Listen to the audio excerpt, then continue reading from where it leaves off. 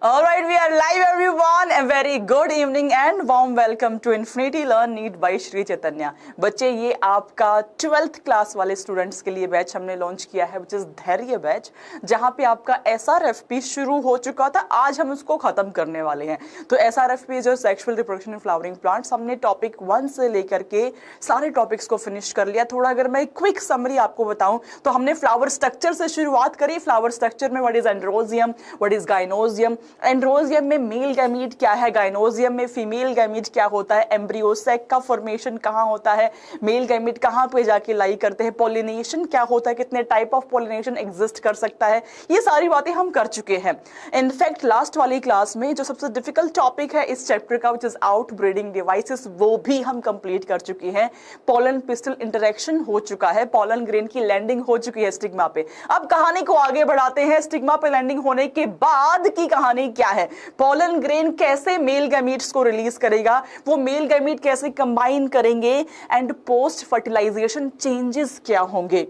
यही नहीं, लास्ट में हम कुछ बेहतरीन क्वेश्चंस को सॉल्व करेंगे जो पूरे चैप्टर से आपके क्वेश्चंस होंगे, ताकि आपको समझ में आए कितना चैप्टर आपने ग्रैब किया है। अगर चैप्टर में कुछ भी कमी रह गई है तो प्लेलिस्ट में पूरा चैप्टर पड़ा हुआ है। टॉपिक 1 से लेकर के सारे टॉपिक्स को 2x पे करके रिवाइज कर डालना आज की आज, बिकॉज नेक्स्ट क्लास में हम शुरुआत करेंगे, जेनेटिक्स का आगाज होगा अगली क्लास में।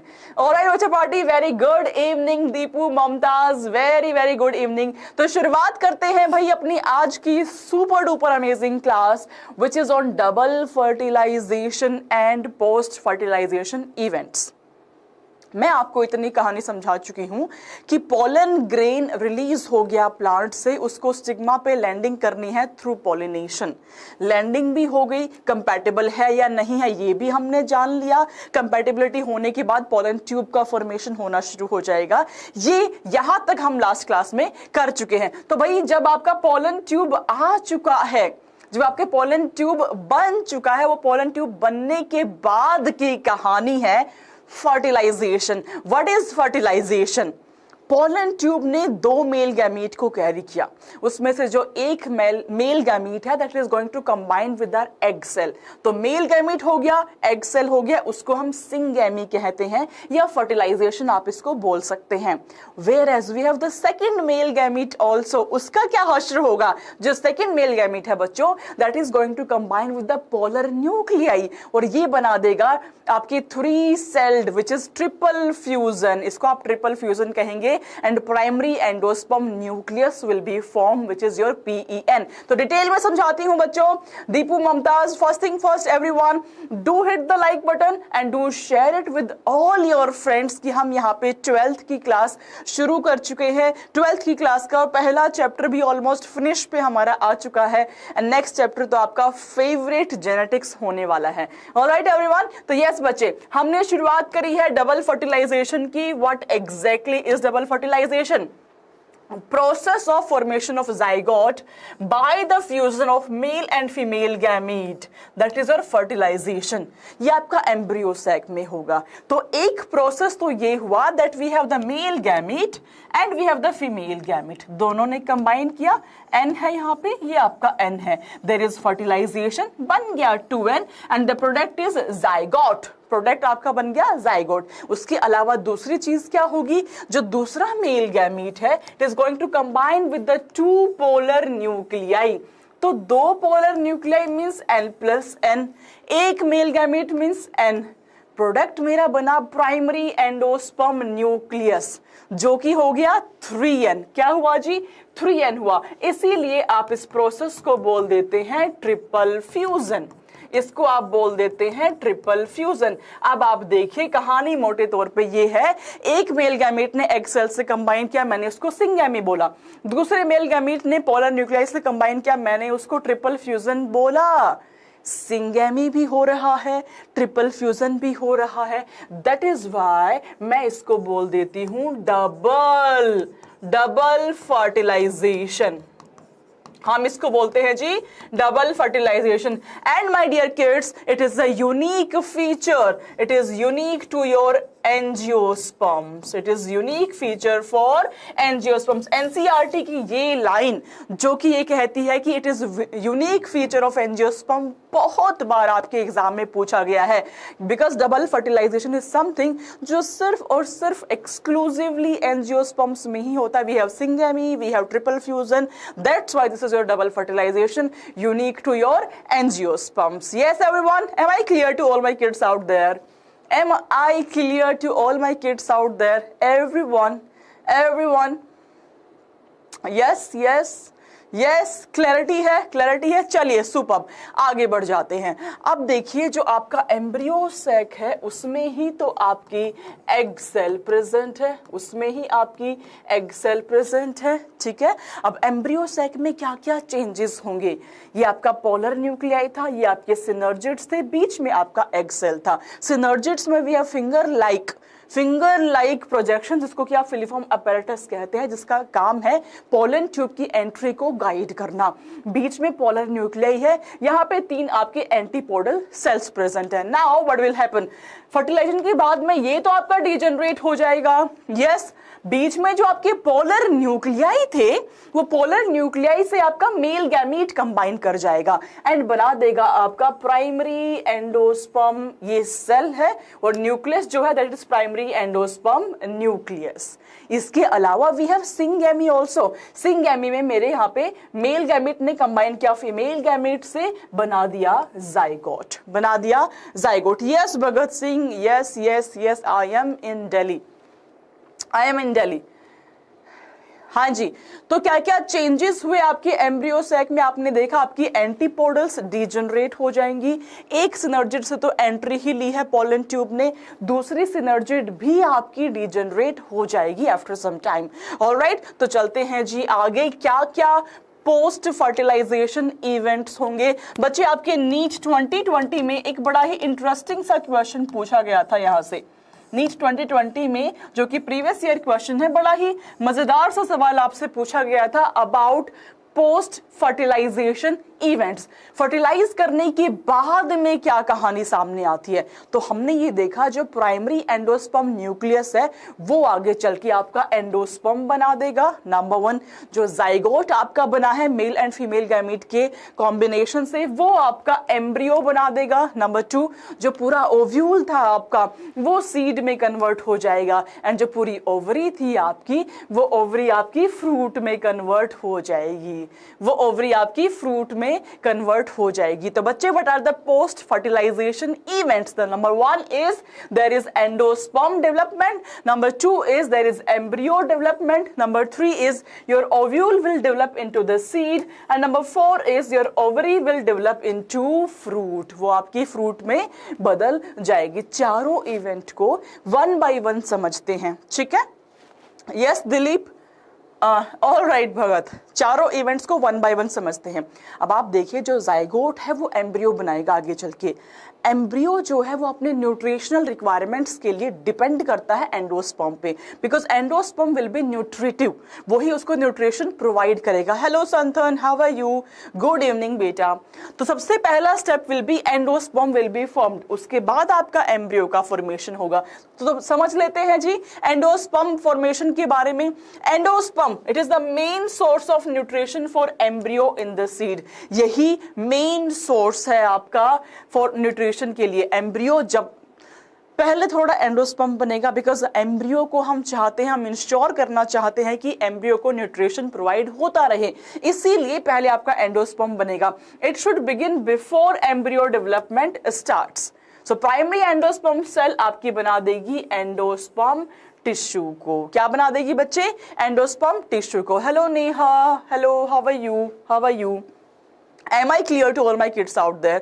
मैंने क्या समझाया? जो बच्चे अभी लेट आए हैं मैं आपको बता देती हूँ. हमने बच्चे शुरुआत करी डबल फर्टिलाइजेशन से. वो क्या होता है, आपकी पोलन ट्यूब की जब एंट्री होगी एम्ब्रियो सैक में तो वो 2 मेल गैमेट्स को रिलीज करता है. 1 male gamete is going to combine with the egg cell. इस प्रोसेस को आपने कह दिया सिंगेमी. जो प्रोडक्ट है वो आपका हो गया जाइगोट. जाइगोट आगे चल के एम्ब्रियो बना देता है. Then we are having the second male gamete. Second male gamete is going to combine with the polar nuclei. तो male gamete and 2 polar nuclei बन गया आपका primary endosperm nucleus, PEN, process is triple fusion. तो PEN जो है वो आगे चल के एंडोस्पर्म बनाएगा और उसका प्लॉइडी भी ट्रिप्लॉइड होगा, 3N। Y 3N? क्योंकि दो पोलर न्यूक्लियाई, एक male gamete, that is why it will be 3N। तो एंडोस्पर्म इज 3N, एम्ब्रियो आपका 2N हो गया। अब एम्ब्रियो जो है वो न्यूट्रिशन के लिए डिपेंड करता है आपके एंडोस्पर्म के ऊपर, राइट एवरीवन। तो पहले थोड़ा सा एंडोस्पर्म बनेगा, उसके बाद ही आपका एम्ब्रियो का फॉर्मेशन होगा। अब समझिएगा जो PEN है which is primary endosperm nucleus, ये डिवाइड करता है repeatedly. There will be formation of large number of free nuclei. That's why there is formation of free nuclear endosperm. एक क्वेश्चन जो बार बार आता है, बार बार NTA आपसे पूछता है, PYQ में मैं आपसे पूछ रही हूं, कोकोनट, नारियल पानी कौन कौन पीता है बता दो जरा। कोकोनट, नारियल पानी, गुड इवनिंग संतन। नारियल पानी पीने वाले मेरे बच्चे बता दो जरा। यस दीपू, कोकोनट, नारियल पानी पीते हो? जो आप नारियल पानी पी रहे हो वो क्या है? What is that? दीपू बताओ जरा। संथन, नेहा, भगत, दिलीप बताओ जी, जो आप नारियल पानी पी रहे हो वो क्या है? वो क्या है? बोलो मैम, वो फ्री न्यूक्लियर एंडोस्पर्म है। क्या है वो? फ्री न्यूक्लियर एंडोस्पर्म है।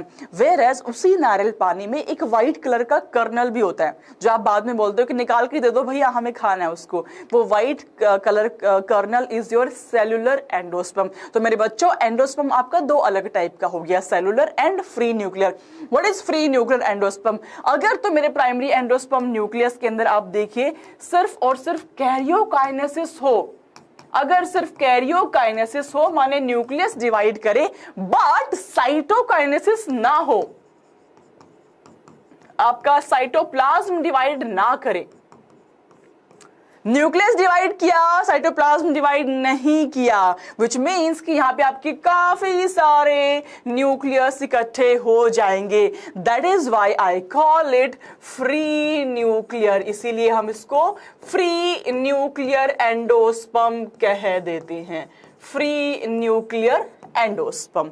आई बात समझ? आई बात समझ? यस। अगर आपका रिपीटेडली कैरियोकाइनेसिस होता है एंड उसके बाद साइटोकाइनेसिस नहीं होता है, विच मीन्स न्यूक्लियस तो डिवाइड किया बट साइटोप्लाज्म नहीं बनाया, उसको डिफरेंशिएट नहीं करा, तो एक ही सेल के अंदर बहुत सारे न्यूक्लियस मेरे प्रेजेंट है।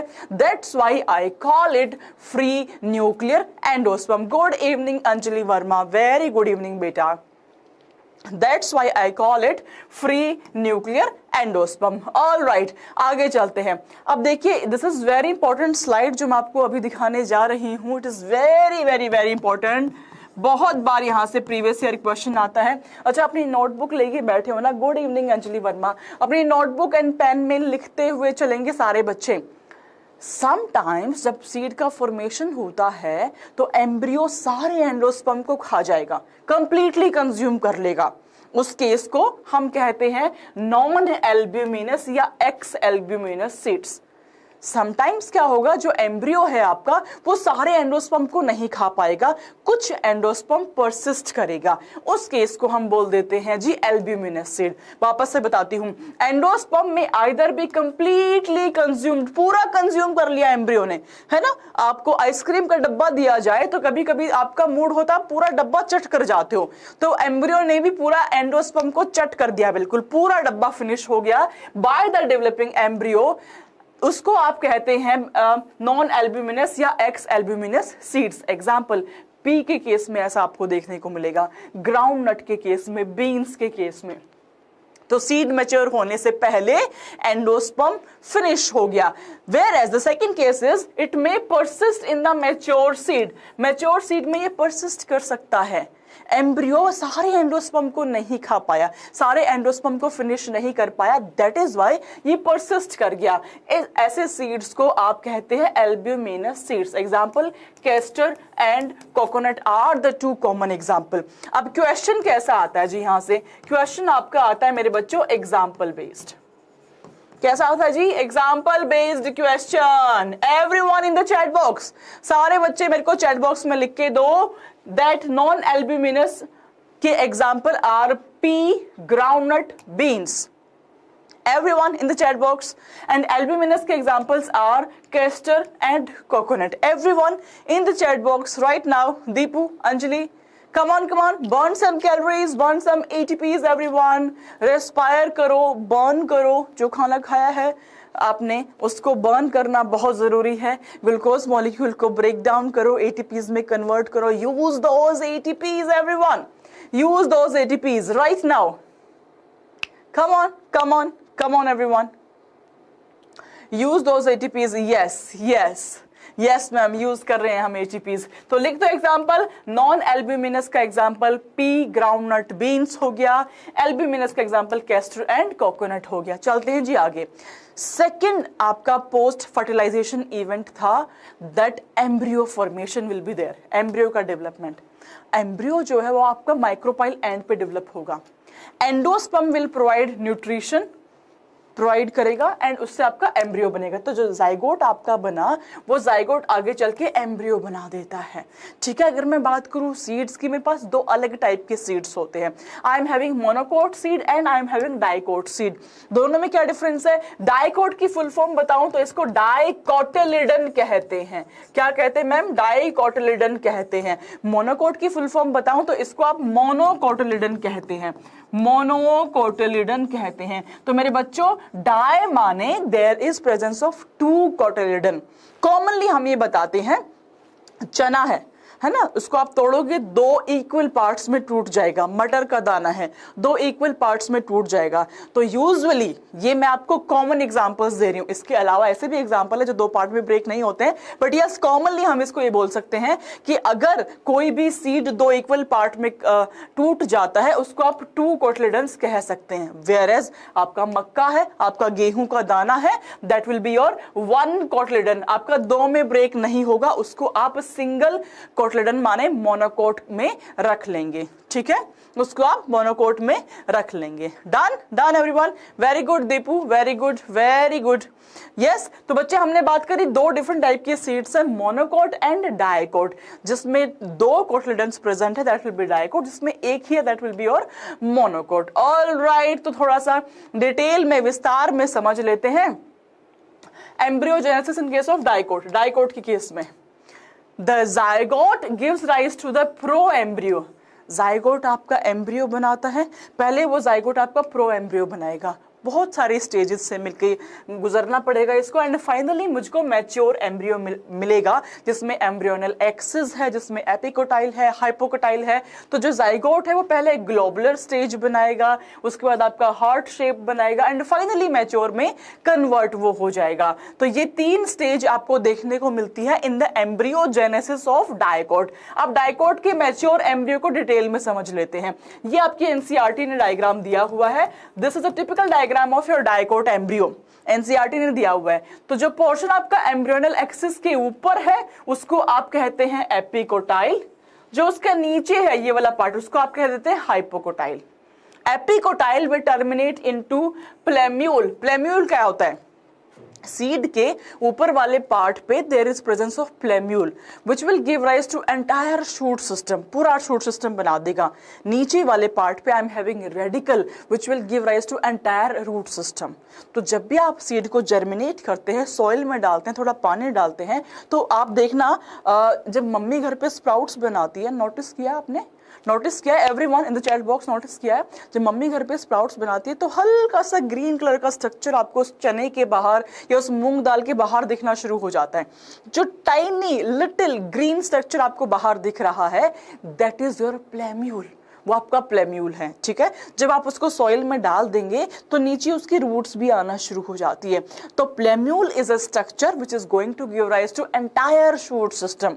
Whereas your radical is a structure which is going to give rise to entire root system. ठीक है बच्चों. तो रेडिकल आपका पूरा रूट सिस्टम बनाएगा, प्लेम्यूल आपका पूरा शूट सिस्टम बनाएगा. As simple as that. अब मैंने कहा ये डाइकोट है. डाइकोट में आपके दो कोटिलिडन प्रेजेंट होते हैं. तो आप देखो डायग्राम में 1 and 2. 1 and 2। एम्ब्रियोनल एक्सिस के ऊपर वाला पार्ट एपिकोटाइल हो जाएगा, नीचे वाला पार्ट मेरा hypocotyl. It will terminate into plumule, और प्लेम्यूल आगे चल के आपका पूरा शूट सिस्टम को फॉर्म करेगा। Right now this is radicle जो एंटायर आपका रूट सिस्टम को बना देगा। अब रूट का जो टिप है that will be covered with the root cap. अब रूट कैप जो है that is a thimble like structure. इसका क्या काम होगा भाई, जो रूट है वो काफी हार्ड सॉइल से इन्वेड करता हुआ नीचे जाएगा। प्लांट को चाहिए वाटर एंड मिनरल्स। अब काम किसका है वाटर एंड मिनरल्स को लेकर के आना, आपकी रूट्स का काम है। अब रूट जो है वो कहीं कहीं से ढूंढ के वाटर मिनरल्स लेकर के आएगी, तो उसको हार्ड सॉइल में भी इन्वेड करना पड़ेगा, डिस्टेंट प्लेसेस पे भी उस हार्ड सॉइल में इन्वेड करना पड़ेगा। तो टिप वाले पार्ट पे प्रेजेंट है मेरिस्टेमेटिक टिश्यू। मैं चाहती हूं कि मेरे मेरिस्टेमेटिक टिश्यूज बचे रहें, डिसरप्ट ना हो, इसके लिए नेचर ने दिया है root cap which is a thimble like structure जो मेरिस्टेमेटिक के ऊपर आपका प्रेजेंट होता है। ठीक है बच्चों, तो we are having the root cap जो कि प्रेजेंट है आपके टिप वाले पार्ट के ऊपर। चलते हैं मोनोकोट एम्ब्रियो में। मोनोकोट डाइकोट में मेन डिफरेंस ये है कि यहाँ पे आपको एक सिंगल कोटलेडन प्रेजेंट होता है, उस सिंगल को आप कहते हैं स्क्यूटेलम। क्या कहते हैं बच्चे, स्क्यूटेलम कह देते हैं। और यहाँ पे 2-3 एडिशनल चीजें भी है, वो क्या है बच्चे, आप we have the coleorhiza and the coleoptile. Coleorhiza and coleoptile दोनों का क्या सिग्निफिकेंस है समझ लेते हैं। Coleorhiza is undifferentiated sheath that enclose radicle and the root cap. भाई हमने पढ़ा radicle will give rise to entire root system, your plumule will give rise to entire shoot system. अब रेडिकल के बाहर जो प्रोटेक्टिव शीथ है, जो protective covering है, उसको मैं कोलियोराइजा कहती हूं। प्लेम्यूल के बाहर जो प्रोटेक्टिव कवरिंग है उसको मैं कोलियोप्टाइल कह देती हूं। तो आई am having coleoptile and coleorhiza, ये दोनों की दोनों मेरी प्रोटेक्टिव शीथ होती है। कोलियोप्टाइल आपका जो शीथ है वो प्लेम्यूल के बाहर की होगी एंड रेडिकल के बाहर की आपकी कोलियोराइजा हो जाएगी। Then epicotyl, obviously the portion of the embryonal axis above the level of attachment of scutellum will be epi, नीचे वाला विल बी और हाइपोकोटाइल। ये सेम चीज है आपकी डाइकोट में भी एंड मोनोकोट में भी। तो बच्चे जो आपका ओव्यूल है, जो आपका एम्ब्रियो सैक है, ओव्यूल आगे चल के बना देगा सीड। जो आपकी इंटेग्यूमेंट्स थी, याद है प्रोटेक्टिव कवरिंग थी आउटर एंड इनर इंटेग्यूमेंट, वो बना देंगी सीड कोट। जो माइक्रोपाइल है वो माइक्रोपाइल डिसअपियर हो जाएगा। जो न्यूसेलस था, जो मास ऑफ सेल्स भरा हुआ था, that either it will disappear और it will persist. Micropyle will remain micropyle. Yes, nucellus either पूरा डिसअपियर हो जाएगा या तो वो परसिस्ट कर जाएगा, जिसको कि आप पेरिस्पर्म भी कह देंगे। तो ये आपके पोस्ट फर्टिलाइजेशन चेंजेस हो जाएंगे। 1 बाय 1 हम लोग समझ लेते हैं। सीड हमने समझ लिया, सीड को थोड़ा डिटेल में हम लेके चलते हैं। तो बच्चे एम्ब्रियो जो है वो डेवलप हुआ फ्रॉम द जाइगोट, जाइगोट से आपका एम्ब्रियो बना। जो कोटलेडन है बीट डाइकोट की, बीट मोनोकोट की, इसमें फूड रिजर्व प्रेजेंट है and it is used by the embryo to grow. Embryo use करता है ताकि वो ग्रो कर पाए, ठीक है, उसके लिए कोटलेडन को यूज किया जाता था। Now what is a seed coat? Seed coat is the outermost part of a seed. It will protect the developing embryo.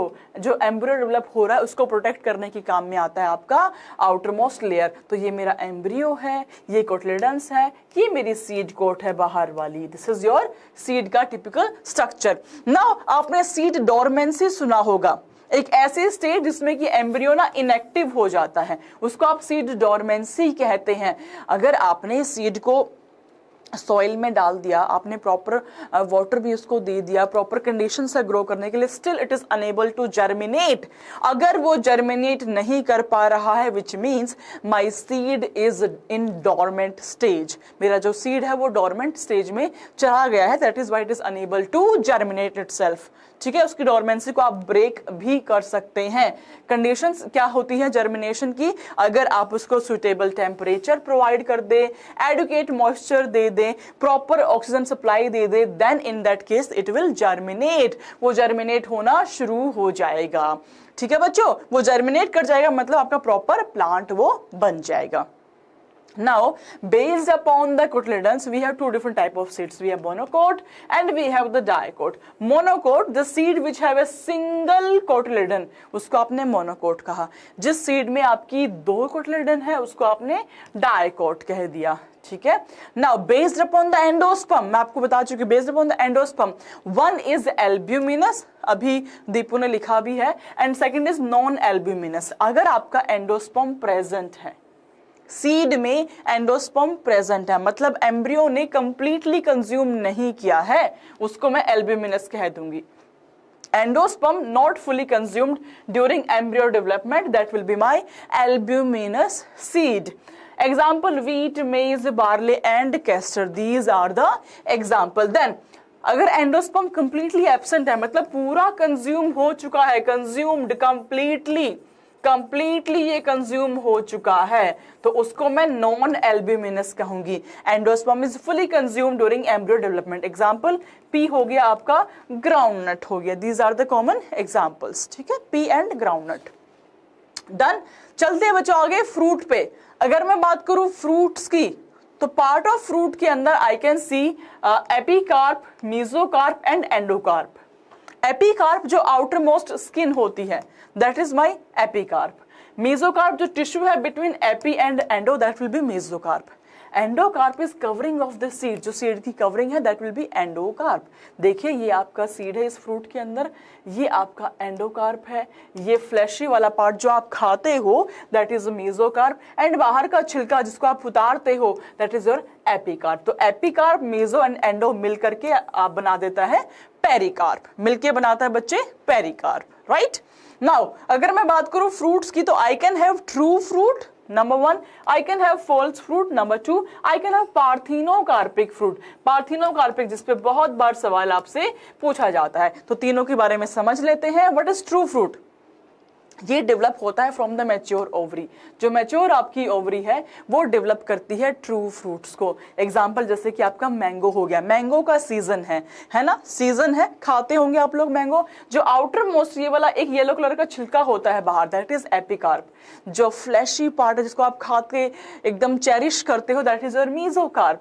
And ये गुठली जो होती है उसके बाहर में भी आपको एक हार्ड कवरिंग देखने को मिलती है, that will be your endocarp. And we have the seed of the mango. अंदर में आपका व्हाइट कलर का seed will be there. Right. तो ये हो गया true fruit. What is false fruit?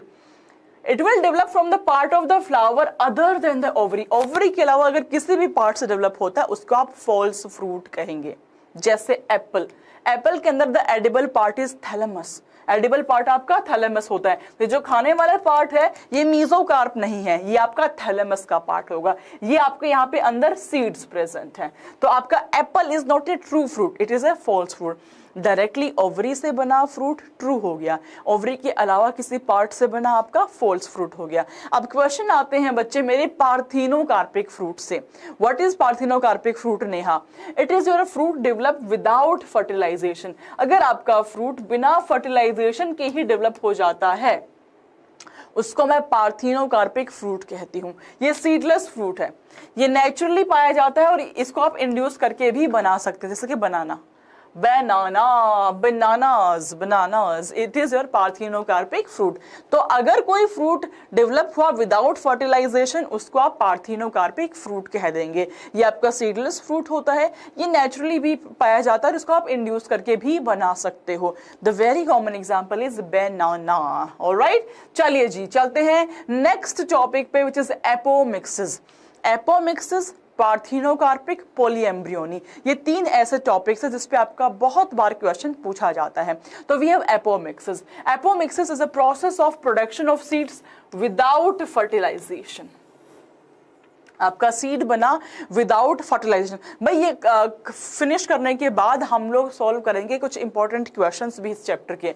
So you just have to stay with me. Right. So process of production of seeds without fertilisation will be your apomixis.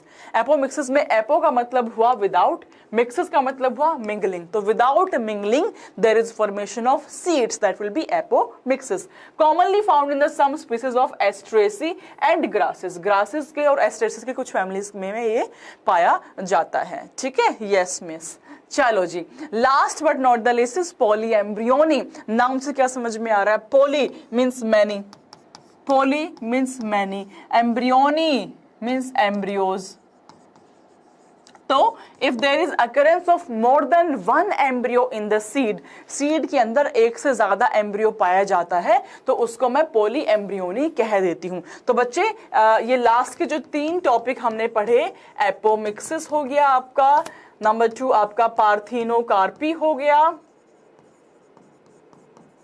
Number 3 आपका poly embryony हो गया। These 3 topics are very very very important. इससे पहले तो आपका apomixis या पार्थिनोक से सवाल आता ही आता था फॉर श्योर, तो इसके फंडे आपको बिल्कुल क्लियर होने चाहिए। Alright, so this is now question time. मैंने आपको समझा दिया है पूरा चैप्टर, पूरे चैप्टर से कुछ चुनिंदा क्वेश्चंस मैं लेकर के आई हूं ताकि आप समराइज कर सके, रिवाइज कर सके। तो बच्चे solve this question everyone. First question on your screen, answer बताएंगे सारे बच्चे, come on. First question on your screen everyone. कुछ भी डाउट है तो आप पहले उसको पूछिए, डाउट नहीं है तो क्वेश्चन को सॉल्व कीजिए। डाउट नहीं है तो क्वेश्चन को सॉल्व कीजिए, कम ऑन। नेहा को सब कुछ क्लियर हो गया है, दीपू का आंसर आ चुका है, बाकी बच्चे भी क्वेश्चन को सॉल्व कर देंगे जी, क्वेश्चन को सॉल्व कर देंगे। क्वेश्चन क्या है? यस, आंसर मेरे पास आ गए हैं। Question is which of the following options describes the correct steps in artificial hybridisation. ये टॉपिक मैम ने कल समझाया था आपको, ये टॉपिक मैम ने कल समझाया था। मैंने कहा था अगर तो आपका फ्लावर बाइसेक्सुअल है उस केस में कुछ अलग स्टेप्स बताए थे, और अगर आपका फ्लावर यूनिसेक्सुअल है उस केस में कुछ अलग स्टेप्स बताए थे। So if my flower is bisexual, in that case first there will be emasculation. What is emasculation? Which is removal of your anther. Anther को रिमूव करना पड़ेगा। यस और no in the chat box, yes और no, come on everyone in the chat box. अगर मेरा flower bisexual है, in that case I have to remove the anther. भाई किसी फ्लावर के अंदर आपका एंथर भी है एंड आपका ओवरी वाला पार्ट भी है, तो मैं कैसे उसमें अपनी चॉइस का इंट्रोडक्शन कर सकती हूँ? किसी भी कैरेक्टर का नहीं कर सकती हूँ। Either I need to remove the anthers और I need to remove the entire ovary. Neha बेटा, मेरा नाम बीना यादव है। Yes, my name is Beena Yadav, I am a botany professor. हाँ जी, तो हम बात कर रहे थे बेटा कि हमें कुछ एक पार्ट को तो रिमूव करना पड़ेगा, तो एंथर को रिमूव करना is very easy. That is why आप एंथर को रिमूव करते हैं और चॉइस के दूसरे फ्लावर से पोलन ग्रेन की डस्टिंग कर देते हैं आप उसके ऊपर, राइट। तो first step is my emasculation which is removal of the anther. लिख देती हूं, it is removal of anther, right. Then second step is, जैसे ही मैंने रिमूव किया, now I want to ensure कि कहीं से कोई भी पोलन ग्रेन आके यहाँ पे ना इसको फर्टिलाइज करे। That is why what I will do bagging. मैं उसकी बैगिंग कर दूंगी, कर दी बैगिंग। नाउ जो चॉइस ऑफ पोलन ग्रेन है मेरा, उससे मैं इसकी डस्टिंग करा दूंगी। डस्टिंग करा दिया मतलब मैंने करा दिया जी पॉलिनेशन करा दिया। Now again I want to avoid contamination, तो मैं इसकी रीबैगिंग कर दूंगी, अच्छा जी, ये वाले यूनिसेक्सुअल वाले केस में इमैस्कुलेशन हटा दो, उसके अलावा every step will B same, उसके अलावा यही स्टेप्स आपके रहेंगे। ठीक है जी, तो हमने देखा सबसे पहले बैगिंग कर दिया जी, नहीं, इमैस्कुलेशन किया, बैगिंग किया, पोलिनेशन किया, रीबैगिंग किया। करेक्ट आंसर है ये वाला ऑप्शन भी देख लो बच्चों, इमैस्कुलेशन किया, बैगिंग किया, पोलिनेशन किया, रीबैगिंग नहीं किया। तो more accurate out of B and C, the more accurate one is your option number B। Number D पे आ जाओ, इमैस्कुलेशन किया, करते ही पोलिनेशन कर दिया, फिर बैगिंग कर रहे हो, करेक्ट, इनकरेक्ट। ठीक है, तो correct answer will be option number B. चले नेक्स्ट क्वेश्चन पे। भाई कुछ भी प्रॉब्लम, कोई आपत्ति, कोई दुविधा, कोई इश्यू, कुछ भी है तो मेरे को चैट बॉक्स में पूछ लो सारे बच्चे, नहीं है तो नेक्स्ट क्वेश्चन पे आ जाओ। Next one, today there was our 10th result and I got 88.4, but I am not feeling Anjali Verma ji, जो हो गया सो हो गया, है ना। 88.4 कुछ कम परसेंटेज नहीं होता है, बहुत अच्छा होता है। मेरे को लगता है कि हम ना बहुत एक्सटर्नल वैलिडेशन का वेट कर रहे होते हैं कि जब मेरे रिश्तेदार कहेंगे बहुत अच्छे मार्क्स आए हैं तभी हमें भी फील होगा कि बहुत अच्छे मार्क्स आए हैं, है ना। तो हमें ये बाहरी वैलिडेशन को छोड़ के इंटरनल वैलिडेशन के बारे में सोचना चाहिए। जितनी आपने मेहनत करी, क्या आपको लगता है कि उस हिसाब से, उस अकॉर्डेंस से आपके नंबर आए हैं? If the answer is yes, you should be happy, you should be very happy, and if the answer is no, in that case आप कुछ नहीं कर सकते हो। अब आप नेक्स्ट एग्जाम को सुधार कर सकते हो। 11वीं में एडमिशन लो, 11th क्लास में एडमिशन लो, 11th क्लास के टॉपिक्स को बहुत अच्छा करो, वहां पे इंप्रूव करके दिखाओ, ठीक है। तो एक्सटर्नल वैलिडेशन को छोड़ दो, इंटरनली अपने आप को वैलिडेट करो that you are doing very good thing, ठीक है बेटा। पीडीएफ सेंड मी, हाँ दीपू पीडीएफ मिल जाएगा बेटा, पीडीएफ प्रेमी बच्चों पीडीएफ मिल जाएगा। क्लास खत्म नहीं होती उससे पहले पीडीएफ प्रेमी बच्चे आ जाते हैं, पीडीएफ चाहिए हमको, पीडीएफ मिल जाएगी, नॉट अ प्रॉब्लम। आओ इस क्वेश्चन को सॉल्व करो बच्चों। ये क्वेश्चन आपका नीट 2020 का सवाल है, नीट 2020 का क्वेश्चन है। क्वेश्चन समझो, which one of the following statement regarding post fertilization development in flowering plant is incorrect? गलत आपसे पूछा हुआ है ना। तो इस टाइप की क्वेश्चन सॉल्व करने के लिए मैं आपकी एबिलिटीज को इंप्रूव कर रही हूं। आप इनकरेक्ट को ऐसे अंडरलाइन करेंगे, क्रॉस मार्क करेंगे। अभी से अपनी हैबिट्स में डाल लो, अभी से अपने अंदर इम्बाइब कर लो इस चीज को कि जब भी क्वेश्चन सॉल्व करते हैं तो कीवर्ड्स को मुझे अंडरलाइन करना है। जब भी क्वेश्चन सॉल्व करते हैं तो करेक्ट इनकरेक्ट जो भी पूछा है क्रॉस मार्क करो, टिक लगाओ, ये सब मुझे जरूर करना है। क्योंकि अभी से अगर हैबिट्स बन जाएंगी, अभी से इम्बाइब कर लोगे क्वेश्चन सॉल्विंग एबिलिटी के अंदर, तो आप बाद में नहीं पछताओगे, बाद में आप ज्यादा बेहतर फील करोगे। बिकॉज ये इसी टाइप की क्वेश्चन आपको नेगेटिव मार्किंग देके जाते हैं।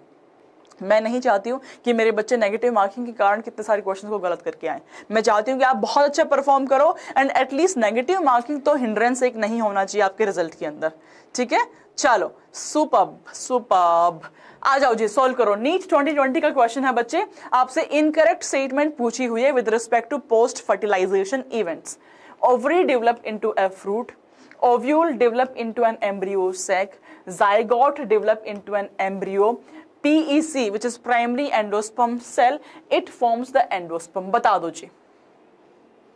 ओव्यूल, ओव्यूल आपका एम्ब्रियो सैक बनाएगा कि सीड बनाएगा, इतना बता दो बस, इतना बता दो। बोलो मैम ये तो हिंट ड्रॉप कर दिया आपने, ये तो आपने हिंट दे दिया हमें, है ना। अभी अभी आपको समझाया है जब पोस्ट फर्टिलाइजेशन इवेंट्स होते हैं in which your ovary is going to develop into the fruit, your ovule will form seed, zygote will form embryo and primary endosperm cell will form endosperm या primary endosperm nucleus will form your endosperm, right। तो ये option number B को आप देखिए, embryo sac नहीं, ये seed बनाएगा।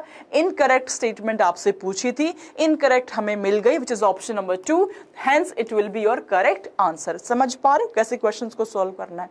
समझ पा रहे हो? तो correct answer will be your option number B, option number B. चलिए नेक्स्ट पे, नेक्स्ट क्वेश्चन मैम ने लिखवाया था आप बच्चों से, आप लोगों ने ही एग्जाम्पल लर्न करे हैं मेरे साथ में। प्रीवियस ईयर क्वेश्चन है मेरे प्यारे बच्चों। क्वेश्चन आपसे पूछ रहा है non albuminous seed is produced in, non albuminous seed is produced in, जहां पे कंप्लीटली आपका एंडोस्पर्म कंज्यूम हो जाता है। बहुत बढ़िया, दीपू ने मेरे साथ में एग्जांपल्स को लिखा था, इसीलिए दीपू ने बहुत कम समय में क्वेश्चन का आंसर कर दिया, विच is your P, which is your P। Yes, तो दो टाइप के सीड्स थे आपके, non albuminous and albuminous, ma'am ने समझाया अभी। एक वो है जिसमें आपका एंडोस्पर्म कंप्लीटली कंज्यूम हो जाता है बाय एम्ब्रियो, एम्ब्रियो अपने फॉर्मेशन के लिए न्यूट्रिशन रिक्वायरमेंट में एंडोस्पर्म से ही न्यूट्रिशन ले रहा है। तो वाइल टेकिंग द न्यूट्रिशन अगर वो पूरा ही कंज्यूम कर जाए, और हो सकता है वो परसिस्ट करे, पूरा कंज्यूम ना कर पाए, so based upon that we have albuminous and non albuminous seeds. Example based question आता है, इसलिए एनसीईआरटी के एग्जाम्पल आपको टिप्स पे जरूर होना चाहिए, ठीक है संथन, ठीक है दीपू, ठीक है अंजलि, राइट। तो answer will be option number D which is P. चलिए next question, next, which of the following can be termed as false fruit? तीन टाइप के फ्रूट बताए मैम ने। फर्स्ट मैम ने बताया तुमको ट्रू फ्रूट्स, सेकेंड मैम ने बताया आपको false fruit, and third ma'am ने समझाया आपको पार्थिनोकार्पिक फ्रूट। Parthenocarpic fruit. अब सवाल में आपसे पूछा है which is your false fruit, तो fruit that develop only from the ovary will be your true और false. Parthenocarpic fruits. Number C is fruit that develop from other floral parts including ovary. Fruit that have no seeds. Fruit that have no seeds. It should be excluding other than ovary. अगर किसी other floral part से fruit बनता है तो that will be your false fruit. Ovary से बनने वाला will be true fruit, ovary के अलावा किसी पार्ट से बना that will be your false fruit. As simple as that, ठीक है। ये एक्सक्लूडिंग होना चाहिए यहाँ पे, fruit that develop from other floral parts excluding ovary, ठीक है। चलिए superb, answer is option number C. Answer option number C. चलिए जी, आज की क्लास यही तक है आपकी। मिलेंगे हम बच्चों नेक्स्ट क्लास में। आप मेक श्योर करो आप प्लेलिस्ट की सारी क्लासेस को जरूर आप देखें। तो 12th में अगला चैप्टर मेरा जेनेटिक्स है, उसकी हम शुरुआत करेंगे अगली क्लास के अंदर। तो जेनेटिक्स का थोड़ा सा रिवाइज करके आप लोग पहुंच जाना। हमारी ड्रॉपर की 11th की 12th की सारी क्लासेस चल रही हैं बच्चे। इसका PDF आपको मिल जाएगा टेलीग्राम चैनल के ऊपर, ठीक है। तो आपको बस कुछ नहीं करना, आराम से आना है डेली क्लासेस में। Consistency is something which you have to ensure. इसके अलावा everything will be able to get on our platform. Alright, तो चलिए इसी के साथ में विदा लेती हूँ। मस्त रहो बच्चों, स्वस्थ रहो, मस्त रहो, त्रस्त मत हो, परेशान मत हो, खुश रहो। Love you all and lots of blessings to all of you. Bye बच्चों।